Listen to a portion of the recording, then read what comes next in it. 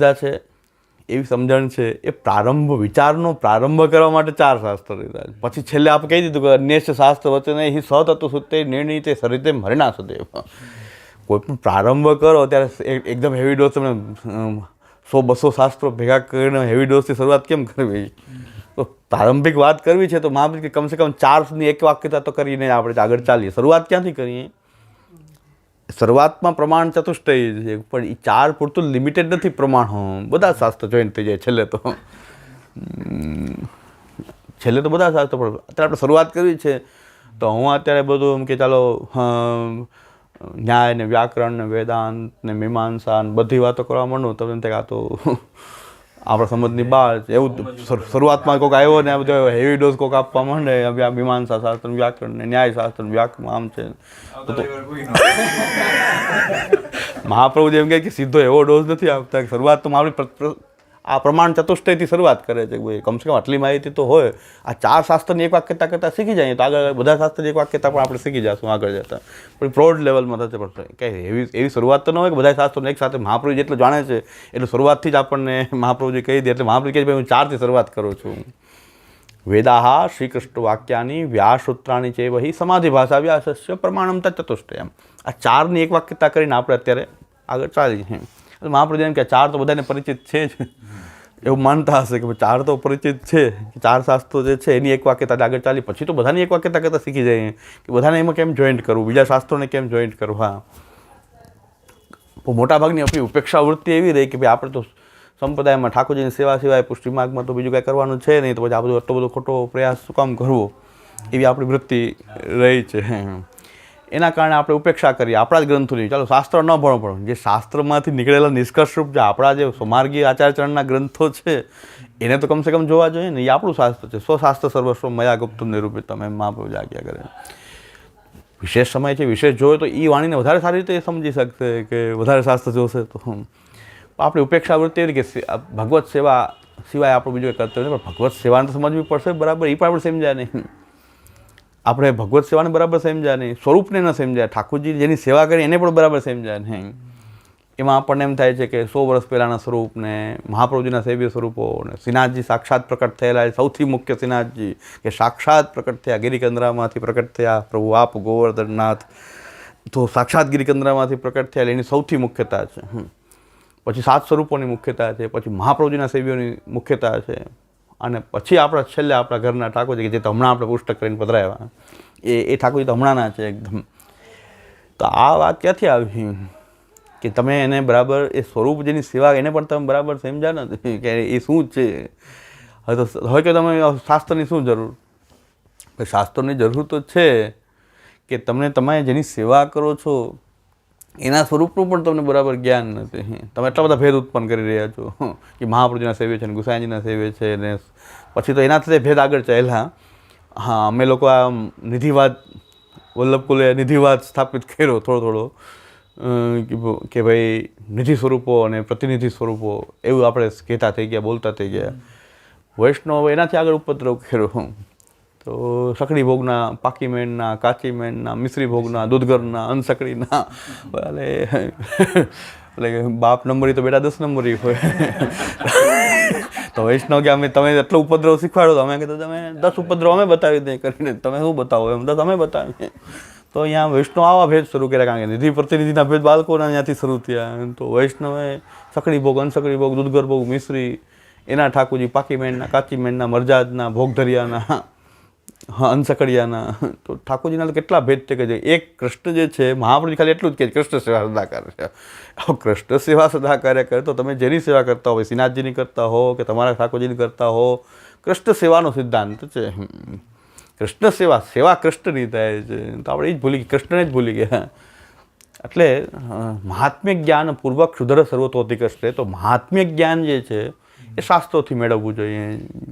શાસ્ત્ર દૃષ્ટિથી એને મહાત્મ્ય જ્ઞાન અને મહાત્મ્ય જ્ઞાન ભક્તિનું એ પૂર્વાંગ છે.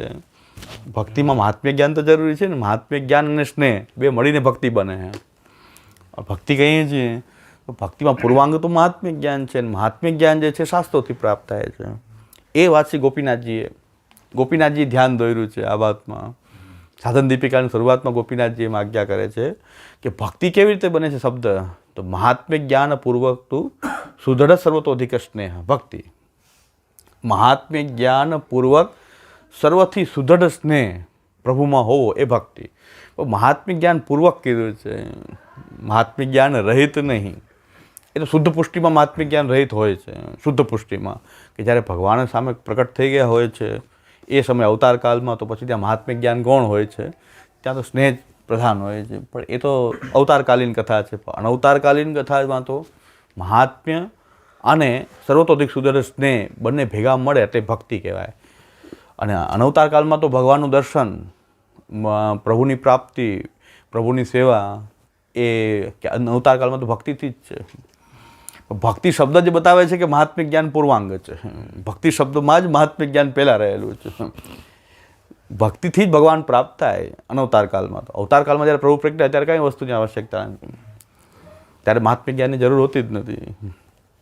પ્રભુ સ્વયં પ્રગટી ગયા હોય છે અને મહાત્મ્ય જ્ઞાન પણ પોતે જ અપાવતા હોય છે. એ બધું પોતે જ કરતા હોય છે. અવતાર કાળમાં તો પ્રભુ પોતે મહાત્મ્ય જ્ઞાન પણ પ્રકટ પોતે જ કરતા હોય છે. જે ગિરિરાજને ધારણ કર્યું ત્યારે મહાત્મ્ય જ્ઞાન પ્રકટ કર્યું કે તમને 7 વર્ષનો બાળક ન માનતા ગિરિરાજજીને એક ટચલી આંગળી પ્રભુ રાખી શકો. ત્યાર પછી એમ કહે છે કે બ્રજભક્તો જે છે એ કૃષ્ણને એમ છે કે આ કાંઈ કૃષ્ણ સામાન્ય કોઈ બાળક નથી. એવું મહાત્મ્ય જ્ઞાન એ ગોવર્ધન લીલા પછી દ્રઢ થઈ ગયું.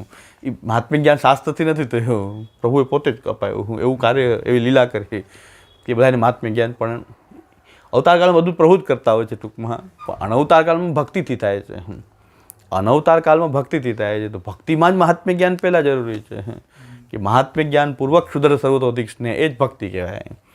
એટલે આપણે બધા જે કરી રહ્યા છીએ કે જે મહાત્મ્ય જ્ઞાન બિલકુલ એવોઇડ કરવું, અને જેને કે આપણે સ્નેહ કહેતા સ્નેહ પણ હોય છે કે નથી હોતો એ સાચો નથી હોતો. ચીલા ચાલુ જે કંઈ ચાલે સંપ્રદાય એમાં ઉપેક્ષા થવાના કારણે ભક્તિનું સ્વરૂપ જ ખંડિત થઈ ગયું. પહેલાં ભક્તિ જ ન રહી.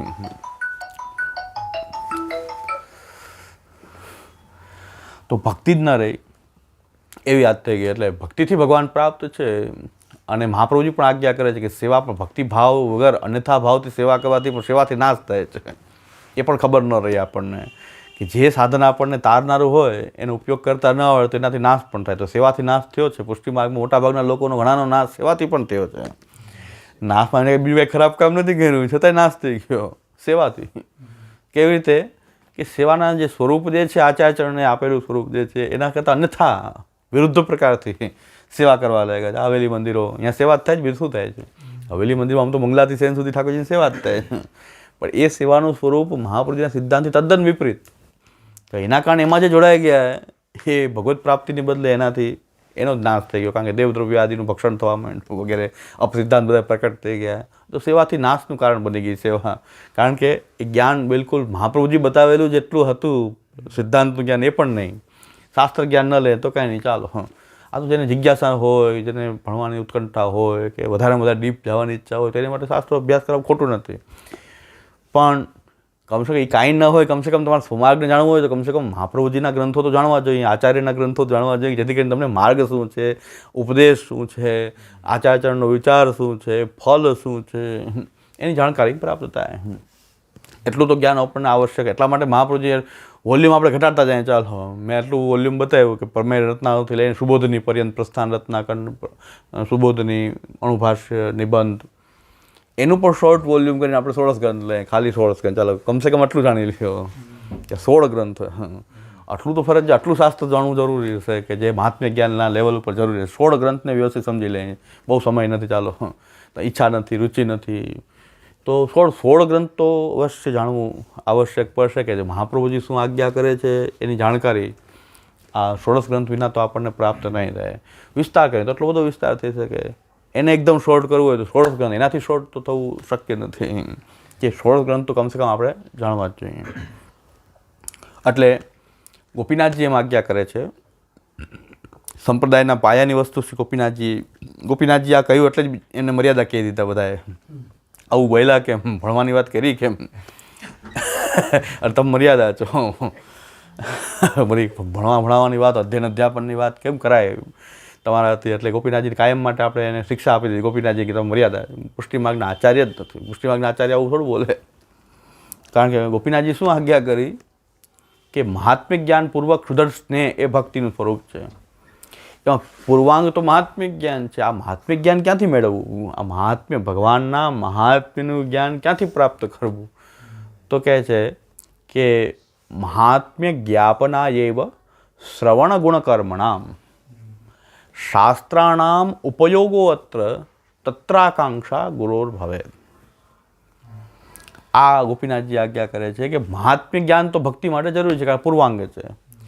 અને મહાત્મ્યનું જ્ઞાન ક્યાંથી થશે? શાસ્ત્રોથી થશે. ત્યાં શાસ્ત્રોનો ઉપયોગ છે. મહાત્મ્ય જ્ઞાન શાસ્ત્રો વિના નહીં થાય. શાસ્ત્રાનામ ઉપયોગો અત્ર. અને શાસ્ત્ર પાછા બધે એમને પોથી લઈને બેસી જાય તો શાસ્ત્ર સમજાય એવું જરૂરી નથી. તો એના માટે કંઈક ગુરુની આવશ્યકતા છે. હવે ગુરુની આવશ્યકતા કેના માટે? શાસ્ત્રો માટે જ છે. બીજા કોઈ કારણ માટે ચંપસ દેવા કે ચંપસ કરાવવા કે ઉદ્ઘાટન કરવા કે હસ્તમિલાપ કરાવવા. પણ શાસ્ત્રાનામ ઉપયોગો અત્ર તત્રાકાંક્ષા ગુરોર ભવે. ગુરુની આવશ્યકતા પહેલી સૌથી મોટી આવશ્યકતા ગુરુની છે કે શાસ્ત્રોને ભણાવે. ભારતની સંસ્કૃતિમાં ગુરુ શિષ્યનો સંબંધ શાસ્ત્રોથી જ છે. એ બધાય ભૂલી ગયા. એટલે કોઈ પણ ગુરુ બની જાય છે. ગુરુ જે શાસ્ત્ર ભણાવી શકે એ જ ગુરુ હોઈ શકે, બાકી ગુરુ ન હોઈ શકે. શાસ્ત્રાનામ ઉપયોગ અત્ર તત્રાકાંક્ષા ગુરોર ભવે. ગમે એ ગુરુ બની ગયા છે. આપણે આસારામ, રામ, રહીમ બધા પ્રકટ થયા કારણ શું? કે શાસ્ત્ર ભૂલી ગયા. આપણે ગુરુને એમ કેવું છે કે આ શાસ્ત્ર ભણો તો તમે ગુરુ માને. કંઈક ચમત્કારની ખોટી ખોટી વાતોમાં કંઈ રસ લેવો જોઈએ નહીં. કે ચમત્કાર કરી દે, કે વિદ્યા આપી, જડીબુટી આપી દે, નામ આપી દે ને એની પાસે કોઈ વિશેષ શક્તિઓ છે. એના માટે ગુરુની આવશ્યકતા નથી. એ તો તાંત્રિક માંત્રિક કોઈને પણ શક્તિ તો ગમે એમાં હોઈ શકે. પણ શાસ્ત્રને આપણે મૂકવું હોય એ લોકો સામે કે ભાઈ શાસ્ત્ર ભણાવો તો જ તમે ગુરુ હો. ગુરુ શિષ્ય ગુરુ પાસે આવે શાસ્ત્ર માટે જ આવે તો ગમે એ ગુરુ બનવાની તો હિંમત ના કરે. જો એટલા એલર્ટ હોય શિષ્યો શાસ્ત્ર જ ભણશે, બીજું કાંઈ ભણશે નહીં. પુષ્ટિમાર્ગમાં વૈષ્ણવ નિર્ણય કરે ગોસ્વામી બાળકો પાસે શાસ્ત્ર ભણે તો જ ગોસ્વામી બાળકને માનશું, નહીં માને તો કેટલાયની દુકાન બંધ થઈ જાય. કેટલાની દુકાનો બંધ થઈ જાય. કારણ કે શાસ્ત્ર ભણવા સિવાય બીજા જ હેતુથી બધા વૈષ્ણવ બાળકો પાસે જતા હોય. પછી પુરુષોત્તમનો પૂર્ણ પુરુષોત્તમનો ભાવ રાખી લે, કોઈ મહાપ્રભુજીનો ભાવ રાખી લે ને. તો મહાપ્રભુજી જેવી કંઈક પર્સનાલિટી કંઈક અંશાત્મક તો હોવી જોઈએ. જો મહાપ્રભુજી માને ચાલો, મહાપ્રભુજી જે છે એની કંઈક અંશાત્મક ષોડશ ગ્રંથ નહીં પણ સર્વોત્તમ સ્તોત્ર એમાં જે મહાપ્રભુજીનું સ્વરૂપ એક એક નામની કાંઈક ક્યાંક છાયા તો હોવી જોઈએ. તો જો મહાપ્રભુજી હોય તો અંશ તો હોય, અંશાત્મક તો કંઈક મહાપ્રભુજીની વાત તો તમારામાં આવવી જોઈએ. એટલે મેં અહીં સર્વોત્તમ સ્તોત્રના અહીં જે પ્રવચન જુનાગઢમાં કર્યા છે 50 નામની આજુબાજુ થયા છે, 47 50 નામ આજુબાજુ થયા છે. એમાં મેં નિરૂપણ એવી રીતે કરેલું છે એક નવા દૃષ્ટિકોણથી કે ભાઈ મહાપ્રભુજીનું આ એક નામ છે. બિંદુ સૃષ્ટિ કે નાદ સૃષ્ટિ, મહાપ્રભુજીના બાળકો કે વૈષ્ણવ બધા જ મહાપ્રભુજીના એ સંતાનો છે. એટલે મહાપ્રભુજીના જે સંતાનો હોય તો કંઈક મહાપ્રભુજીની છાયા, હા સંપૂર્ણ મહાપ્રભુ તો કોઈ ન બની શકે પણ અંશ તો પ્રકટ થઈ શકે. વૈષ્ણવમાં પણ મહાપ્રભુજીની પર્સનાલિટીનો કોઈ અંશ પ્રકટ થવો જોઈએ, વૈષ્ણવમાં પણ કોઈ અંશ પ્રકટ થવો જોઈએ. એટલે આ એક નામ છે, એ નામ આપણને પણ લાગુ પડવું જોઈએ કે આનંદ નામ જે છે તો એ આનંદનો કંઈક અંશાત્મક રીતે આપણી અંદર પણ એ કંઈક આનંદના ગુણ પ્રકટ થવા જોઈએ. પરમાનંદ છે તો પરમાનંદનું પણ કંઈક કૃષ્ણાશ્ય, મહાપ્રભુજી કૃષ્ણાશ્ય છે, આપણે પણ એના અંશાત્મક કૃષ્ણાશ્ય છીએ.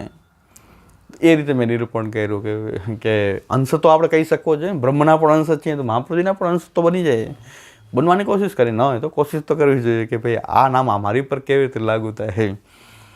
કૃષ્ણના મુખારબિંદુ રૂપ છે, કૃષ્ણના હૃદયની વાત કહેનારા છે, ભક્તિની વાત કહેનારા છે. તો કાંઈક થોડીક ભક્તિ આપણે પણ ભક્તિવાળી વાત કરીએ તો આપણે પણ કાંઈક કૃષ્ણાશ્ય આપણી અંદર પણ પ્રકટ થાય કે આપણે પણ એ કે જે પ્રભુના હૃદયમાં રહેલી વાત એના મુખથી પ્રકટ થઈ રહી છે, જે કાંઈ અનુભાવ જે છે પ્રકટ થઈ રહ્યા છે. તો આપણે પણ મહાપ્રભુજીના જો અંશ હોય તો આપણી અંદર કંઈ કૃષ્ણાશ્યતા પ્રકટ થાય, આપણી અંદર આનંદ પરમાનંદ રૂપ પ્રકટ થાય.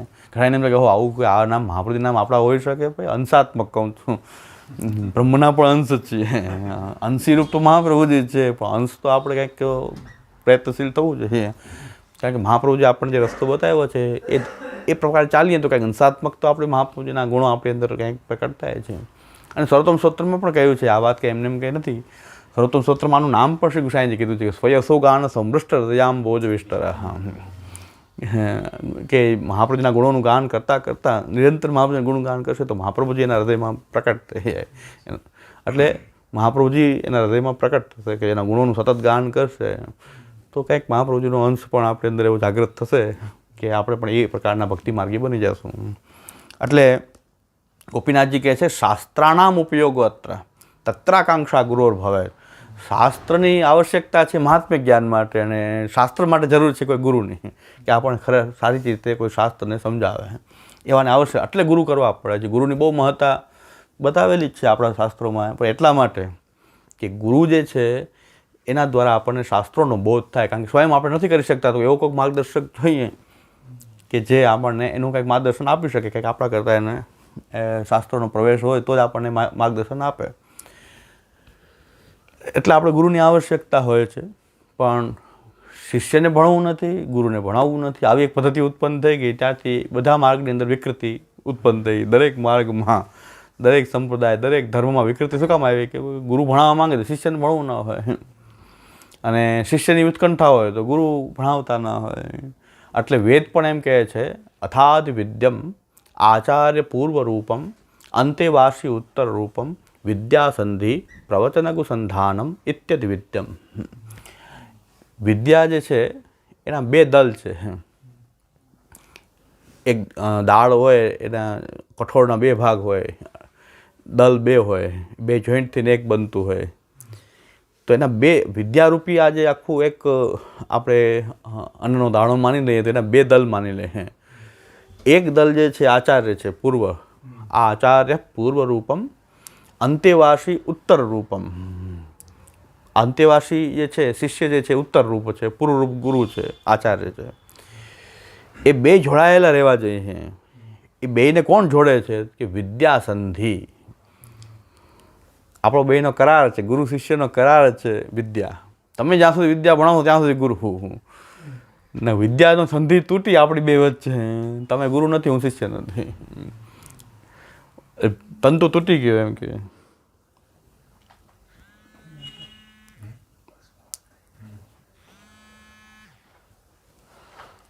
હલો હા હા હું અડધી કલાક પછી ફોન કરું તમને ક્લાસમાં છું ને જરાક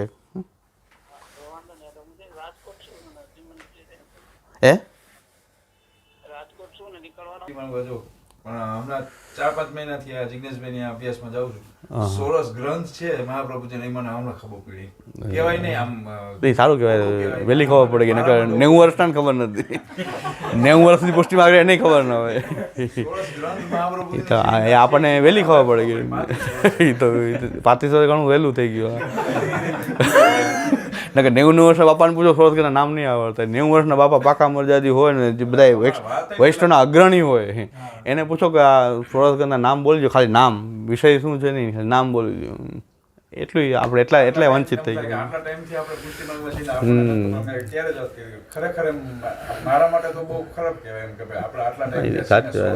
દુઃખદ તો છે જ ને દુઃખદ તો છે. આપણી પદ્ધતિ જ એવી ન રહી કે પ્રારંભથી આપણે આપણા ગ્રંથોને ભણતા રહે એવી પદ્ધતિ રહી નહીં.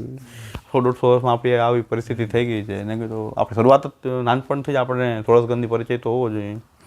પહેલાં શું છે બાળકોને પહેલાં ગ્રંથો નાના નાના બાળકો હોય કે જે ભણતા વાંચતા લખતા ન શીખાવે ને ત્યાં સુધી એને ગ્રંથો મોઢે કરાવી દેવામાં આવે ગોખાવી દેવામાં આવે એટલે એ રમતા રમતા બોલ્યા કરે વારંવાર. આવી પદ્ધતિ હતી આપણી વ્યાકરણ ન્યાય મીમાંસાના જે પ્રારંભિક ગ્રંથો છે ને નાના નાના બાળકો પહેલાં બોલતા રહેતા.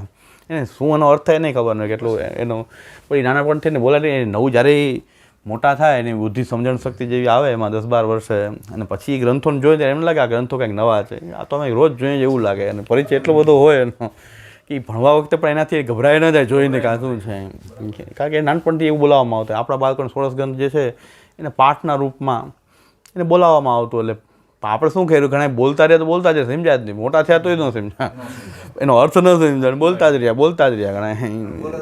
બાળકો માટે સારું હતું બાળકો માટે ચામુદાદા પણ આજ્ઞા એમ કરે છે કે ભાઈ અમુક ટેવ બાળપણમાં હોય સારી લાગે પણ એ ટેવ જો મોટા થઈને ચાલુ રહે તો પછી બહુ ખરાબ લાગે. જેમ કે અંગૂઠો ચૂસવાની કોઈ ટેવ હોય તો બાળક સારી લાગે પણ ઓલો 20-25 વર્ષનો એના અંગૂઠો ચૂસતો હોય તો એટલું જ ખરાબ લાગે. એવી રીતે આપણે ગ્રંથ બોલવા બાળપણમાં સારું હતું પછી એના અર્થ જાણવાની જરૂર હતી. મોટા થઈને એનું અર્થનું જ્ઞાન થવું જોઈએ પણ ઘણા અર્થનું જ્ઞાન કર્યું જ નહીં ગ્રંથો જ બોલતા રહ્યા એમને એમ.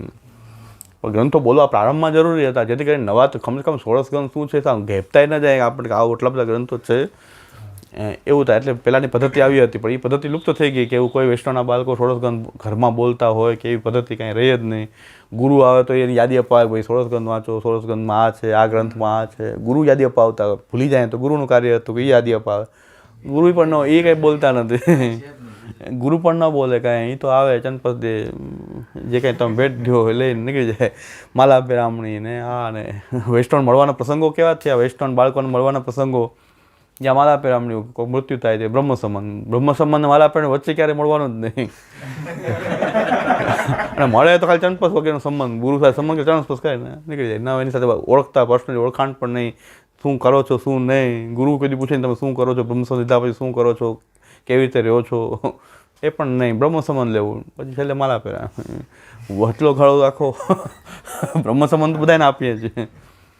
હવે આપણે કંઈ કે પુષ્ટિ માર્ગ સમજવા પણ શાસ્ત્રોની જરૂર નહીં. તો પેલું દીક્ષા જ એવી છે કે બ્રહ્મ કીધો છે, બ્રહ્મ સંબંધ કરનાર સર્વેશામ દેજી. તો પહેલી દીક્ષા જ બ્રહ્મનું નિરૂપણ કરનારી છે. તો બ્રહ્મ શું, બ્રહ્મ એટલે શું, એનો સંબંધ કેનો સંબંધ, બ્રહ્મ સંબંધ. બ્રહ્મ એટલે કે કોણ, શું, ત્યાં શાસ્ત્ર વિચાર આવી ગયો પાછો કે ભાઈ તમે બ્રહ્મ સંબંધ કહો છો પણ બ્રહ્મ એટલે કોણ. દીક્ષા આપો છો શ્રી કૃષ્ણ શરણમાં, તો શ્રી કૃષ્ણ કોણ, કૃષ્ણનું જ્ઞાન ક્યાંથી થશે. તો મહાત્મ્ય જ્ઞાન તો જરૂરી છે. કૃષ્ણનું મહાત્મ્ય જ્ઞાન શાસ્ત્રોથી થશે. કૃષ્ણ એટલે કોણ, બ્રહ્મ સંબંધ એટલે બ્રહ્મ સંબંધ એટલે શું, બ્રહ્મ એટલે કોણ. તો શાસ્ત્ર વિચારની આવશ્યકતા તો આપણે દીક્ષાને પણ નહીં સમજી શકીએ જો શાસ્ત્ર બરાબર કાંઈ નહીં સમજતા હોય તો. એટલે દેર આય દુરુસ્ત આય, ગમે એવું હોય, ગમે એવા મોડા હોય પણ મોડું બહુ થઈ જાય છે. એ કાંઈ બાપા હતા કે જેને બધાએ પૂછીને કાંઈ પણ મનોરથ કરવો હોય, બાળકોને પધરાવવા હોય તો એ બાપાને જ બધા આગળ કરે. અને 90 વર્ષ સુધી જીવા, એણે પોતાનો વર્ષો વ્યક્ત કર્યો 90 વર્ષે કે છોકરાઓ હમણાં તમે આ બધા ષોડશગંધ કરો છો, આ નવું છે શું કે હમણાં બહુ આવેલું છે. બાપા વૈષ્ણવ આગ્રહણી કાંઈ પણ કરવું બધા એને પૂછે, કેમ મનોરથ કરવો, કેમ માલા પેરામણી કરવી, કેમ બાળકોને પધરાવવા, કેમ સેવા કરવી, એ બધું બાપાને બધા પૂછતા હોય. એ બાપા કે છોકરાઓ તમે હમણાં નવું શું શરૂ કર્યું છે, ષોડશગંધ હમણાં બહુ આવેલું છે. આ કે બાપા નવું નથી, આ તો જૂનું છે, મહાપ્રભુજીનું છે. કે અમે તો કોઈ આટલા વર્ષમાં સાંભળ્યું 84, 252 શિક્ષાપત્ર. એના ચોથું પુસ્તક અમને તો વધારેમાં વધારે 3 પુસ્તક, 84, 252 શિક્ષાપત્ર. આ ષોડશગંધ તો અમે કોઈ જોયા જ નથી. ષોડશગ્રંથ નામથી પરિચિત, એના અંદરના નામ તો નહીં છે પણ ષોડશગંધ શું છે કે આ બાપા એમ કીધું. આટલી બધી પરિસ્થિતિ આવી છે કે આખી જિંદગી નીકળી ગઈ એને આગ્રહણી ગણાતા હતા. તો કે ષોડશગંધ આ નવું છે શું, આ નવું થોડું છે, આ જૂનું છે. તકલીફ એ જ છે અત્યારે સિદ્ધાંતની વાત કરીએ તો બધા કે આ નવું ચાલ્યું, બરાબર નવું નથી જૂનું છે. નવું તો આ ચાલ્યું, બીજું નવું આ તો જૂની વાત છે. તો એને નવી કે લાગે કારણ કે સાંભળી ન હોય ક્યારે, એટલે એમ કે આ નવું કહે છે, આ કંઈ અલગ કહે છે. એટલે આવું પરિસ્થિતિ થઈ ગઈ કે આપણે મહાપ્રભુજીની ઓરિજિનલ જે વાત જે છે એને આપણે નવી લાગવા માંડી કે તો બહુ પ્રાચીન છે, આ શ્રી મહાપ્રભુજીની છે. પછી જે કંઈ ફેરફાર થયા હોય તો પછીના છે, તો ફેરફાર સાચા લાગે છે આપણને. એટલે કોણ જો પ્રમા જ્ઞાનની બદલે ભ્રમ જ્ઞાન થઈ ગયું આપણને, કે ભ્રમ એવો થઈ ગયો કે જ્યાં સુધી નિવૃત્ત ન થાય ને પછી ભ્રમની લાક્ષણિકતા એ છે કે ભ્રમ નિવૃત્ત ન થાય ને ત્યાં સુધી ખબર ન પડે કે આ ભ્રમ છે. એટલે અનધિગત અબાધિતાર્થ વિષય જ્ઞાનમાં એ થાય છે કે જે ભ્રમ છે કે પ્રમા છે એ જ્યાં સુધી નિવૃત્ત ન થાય. એક પ્રમાણની વ્યાખ્યા આ પણ છે, અનધિગત અબાધિતાર્થ વિષય જ્ઞાનમ પ્રમા. હા, પ્રમા માટે એક બીજી વ્યાખ્યા પણ છે, અનધિગત અબાધિતાર્થ વિષય જ્ઞાનમ. અનધિગત એટલે કે તમે જે ઇન્ફોર્મેશન ક્યાંયથી મળેલી નથી અને નવી જ પ્રાપ્ત થઈ રહી છે તો અનધિગત છે. અને પાછું કોઈ બીજી વસ્તુથી એનો બાદ થતો નથી, તો અબાધિતાર્થ વિષયક. અને એ અર્થનું જે તમને જ્ઞાન થઈ રહ્યું છે એને પ્રમા કહેવાય છે.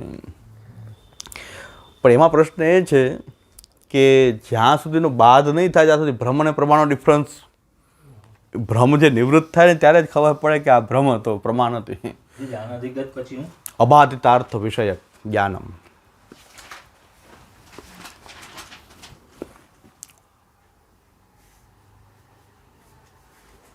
બાદ થાય ત્યારે જ ખબર પડે કે બાદ બીજાથી કોઈ બાદ. અબાધિતાર્થ વિષયક જ્ઞાનમ પ્રમા.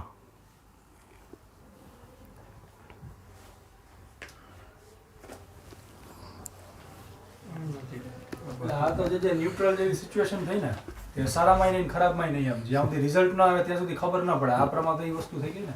એટલે પ્રમા કે ભ્રમનો ડિફરન્સ તો જ્યારે ભ્રમ નિવૃત્ત થાય ત્યારે જ ખબર પડે. એ ખ્યાતિ વિવેકમાં શ્રી લલભટજી પણ એમ કીધું કે ભ્રમ નિવૃત્તિ પછી ખબર પડે કે ભ્રમ હતો. ત્યાં સુધી તો બે એક સરખી રીતે પ્રાપ્ત થઈ રહી છે ઇન્ફોર્મેશન. પણ બાદ થઈ ગયો એટલે ભ્રમ છે એમ. પ્રમા જે છે એનો બાદ નહીં થાય. ભ્રમ તો બાદ થયો ને, બાધિત જ્ઞાન થયું. પણ ભ્રમ કાળની અંદર તો એ પ્રમા રૂપે જ ગ્રહણ કરવામાં આવતું હોય છે. એટલે જ્યાં સુધી ભ્રમ છે એ નિવૃત્ત ન થાય ત્યાં સુધી ભ્રમ છે એ ખબર જ નહીં પડે ને. ભ્રમની નિવૃત્તિ આવશ્યક છે. તો પ્રત્યક્ષ પ્રમાણે ન થયું, સામાન્ય વાત છે. પ્રત્યક્ષ પ્રમાણે ન થયું અત્યારની પરિસ્થિતિમાં. હા, ભ્રમ છે, ભ્રમ ગ્રહણ કરી રહ્યા છે. પ્રત્યક્ષ જે રીતે પ્રમા ગ્રહણ થાય એમ જ ભ્રમ ગ્રહિત થાય. વિચાર નથી એ ન થયું એમ. પ્રત્યક્ષ પ્રમાણે ન હા, થયું. પ્રત્યક્ષ પ્રમાણથી આપણે વાત કરશું. પ્રત્યક્ષ કંઈક બીજું દેખાઈ રહ્યું છે. જે વસ્તુ સાચી નથી પ્રત્યક્ષ તરીકે આપણા અનુભવમાં આવી રહી છે. એટલે આપણે એક પ્રમાણની વ્યાખ્યા છે કે ભાઈ જ્યાં જે બાધિત ન થતું હોય અને અનધિગત હોય કે જે અધિગત ન હોય એવા પ્રકારનું જે જ્ઞાન જે છે એને પ્રમા કહેવાય છે. એ પણ એક વિચાર છે. એટલે પ્રસ્થાનત્રયી જે કહેવાય છે એમાં પ્રસ્થાન કેમ એમ કીધું છે? એમાં આપણે પ્રમાણ ચતુષ્ટિમાં શું છે? હા, એ તો શંકરાચાર્ય જે છે પ્રસ્થાનત્રયી જે છે વેદમાં પણ ખાસ ઉપનિષદ, ગીતા અને તત્વસૂત્ર, આ ત્રણ જે છે એ લોકોને ત્યાં શાંકરોની આ પરિભાષામાં એ પ્રસ્થાનત્રયી છે. પ્રસ્થાનત્રયી એટલે શું કે વિચારનો તમે પ્રારંભ કયા શાસ્ત્રને લઈને કરી રહ્યા છો. એટલે ઓલું જે દોડે ને ત્યારે નહીં પ્રસ્થાન લીધું. પેલી જે પ્રસ્થાન એટલે ત્યાંથી સ્ટાર્ટ કરે, ડિપાર્ચર પોઈન્ટ ત્યાંથી સ્ટાર્ટ કરે, દોડવાની શરૂઆત કરે, પ્રસ્થાન લીધું કહેવાય કે તે પ્રસ્થાન. અહીં પણ તમે કંઈ વિચાર કરવા માંગો છો પણ કયા શાસ્ત્રને લઈને તમે આ પ્રવૃત્ત થાઓ છો વિચારમાં, એ તમારું પ્રસ્થાન છે. એટલે વેદને લઈને બ્રહ્મ વિચારનો પ્રારંભ કર્યો તો વેદ પ્રસ્થાન છે. ગીતાને લઈને વિચાર શરૂ કર્યો તો ગીતા પ્રસ્થાન છે. એક અહીંથી શરૂ થયો, એક પોઈન્ટ અહીંથી શરૂ થયો, અહીંથી શરૂ થયો. એટલે એ લોકો પ્રસ્થાન લેવલે કદાચ ભાગવતને ન માનતા હોય પણ પછીથી તો ભાગવતને માનતા જ હશે ને એ લોકો? નહીં, શાંકરો ભાગવતને માને છે. એનું પૂરું પ્રમાણ એ છે કે સૌથી પ્રચલિત જે ટીકા જે છે શ્રીધરી ટીકા એ શાંકરની ટીકા છે. એ શંકરાચાર્ય હતા. શ્રીધરાચાર્ય પોતે ગોવર્ધન મઠના શંકરાચાર્ય હતા અને એને આખા ભાગવત પર ટીકા ક્યારે લખી જોઈએ એને પ્રમાણ ન માનતા હોત તો? પ્રસ્થાન નથી એનો મતલબ કે પ્રમાણ નથી એમ ના કહી શકાય. પ્રમાણ ને પ્રસ્થાનમાં ભેદ છે. પ્રસ્થાનત્રયીમાં નથી આવતું પણ પ્રમાણમાં તો આવે છે ને. પ્રમાણ એને પૂરેપૂરું ભાગવતને પ્રમાણ આપેલું છે. ભાગવતને પ્રમાણ ખાલી મહાપ્રભુજી માન્યું છે એ સાવ ખોટી ભ્રાંત માન્યતા છે. શંકરાચાર્ય ભાગવતને પ્રમાણ માની રહ્યા છે. કોણ કહે છે પુરાણોને પ્રમાણ નથી માન્યું? શંકરાચાર્ય. શંકરાચાર્ય પુરાણને પ્રમાણ માન્યું છે એટલે તો ભાગવત ઉપર ટીકા લખી. ભાગવત પર શાંકરોએ ટીકા શું કામ લખી? તો પછી ગોવર્ધન મઠના શંકરાચાર્ય, શ્રીધરાચાર્ય, એની શ્રીધરી ટીકા સૌથી પ્રચલિત ટીકા છે. અત્યારે બહુ ફેમસ ટીકા જો ભાગવતની હોય, સુબોધની આપણી મહાપ્રભુજીની છે, એમ શ્રીધરાચાર્યની આ શ્રીધરી ટીકા ભાગવતની મોટાભાગે બધા એ જ પ્રચલિત છે ટીકા. જો એને પ્રમાણ ન માનતા હોત શંકરાચાર્ય તો શંકરાચાર્યના ઉત્તરાધિકારી કોઈ ભાગવતને પ્રમાણ ન. અને ભાગવતના જે મુખ્ય નાયક જે શ્રી કૃષ્ણ છે એની માટે શંકરાચાર્ય પોતે એમ કહેતા હોય ભજ ગોવિંદમ ભજ ગોવિંદમ ભજ ગોવિંદમ મૂઢ મતે. તો ગોવિંદ લાવ્યા ક્યાંથી ભાગવત સિવાય? ભાગવત ન હોત એ લોકોને પ્રમાણ તો ગોવિંદ ક્યાંથી આવત? ઇન્દ્રને પગમાં પાડ્યો પ્રભુએ, ઇન્દ્રના માનનું ભંગ કર્યું ત્યારે ગોવિંદ નામ ધારણ કર્યું. તો એ તો ભાગવતની લીલા છે. આ લીલા તો વર્ણવિત ક્યાં છે? ભાગવતમાં છે. અને શંકરાચાર્ય કૃષ્ણ માટે ગોવિંદ શબ્દ પ્રયોગ કરી રહ્યા છે. કૃષ્ણ માટે ભજ ગોવિંદમ. તો શંકરાચાર્યને ભાગવત પ્રમાણ ન હોત તો ગોવિંદ આવ્યા ક્યાંથી? તો અને શાંકરોના મોટા ભાગના ઘણા બધા ગ્રંથોમાં કૃષ્ણને માટે એની લીલાઓના નામથી કૃષ્ણની વાત શાંકરના આચાર્યો પણ કરી છે. શાંકર મતના આચાર્યો કૃષ્ણની લીલા સાથે કંઈક જોડીને મુરારી કહે છે. મુરારે હે પરમ પદમ. તો મૂર નામના દૈત્યને મારનારો મુરારી એ લીલા પછી ક્યાંથી આવી? ભાગવત નથી. તો મુરારી શબ્દનો પ્રયોગ કર્યા કૃષ્ણ માટે. મુરારે હે પરમ પદમ.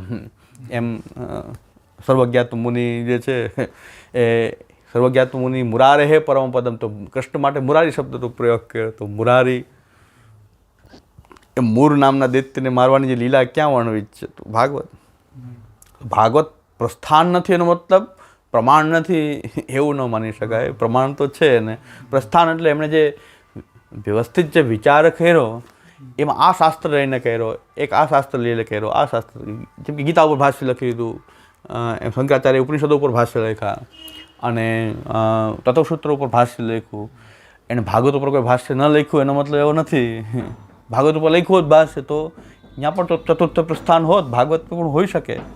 પણ શંકરાચાર્ય 32 વર્ષની અવસ્થામાં એમનું બાળપણ હશે થોડું, બાળપણ થયા પછી એમણે શાસ્ત્રનો ભણ્યા બ્રહ્મચારી અવસ્થામાં, પછી એમણે સંન્યાસ ગ્રહણ કર્યો, એમાં ગ્રંથોનું અધ્યયન કર્યું, ગ્રંથોનું પ્રણયન કર્યું, અનેક શાસ્ત્રાર્થ કર્યા, 4 મોટી પીઠોની સ્થાપના કરી, બધા તીર્થસ્થાનો જે લુપ્ત થઈ ગયા તો એનો પુનરુદ્ધાર કર્યો, શાસ્ત્રોનો પુનરુદ્ધાર કર્યો, અનેક શાસ્ત્રો રચના, અનેક સ્તોત્રો લખ્યા. 32 વર્ષમાં આટલું કાર્ય કરીને ભાગવત ઉપર કદાચ એમાંથી કાંઈ ન લખાણું એમનાથી તો હવે એમનો એવો આંક ન કાઢી શકાય ભાગવત એને પ્રમાણ નથી. ભાગવત ઉપર એમને કાંઈ ન લખ્યું ચાલો હા તો એનો મતલબ એમ માની લેવું કે ભાઈ ભાગવત એમને પ્રમાણ જ નથી. એક વ્યક્તિના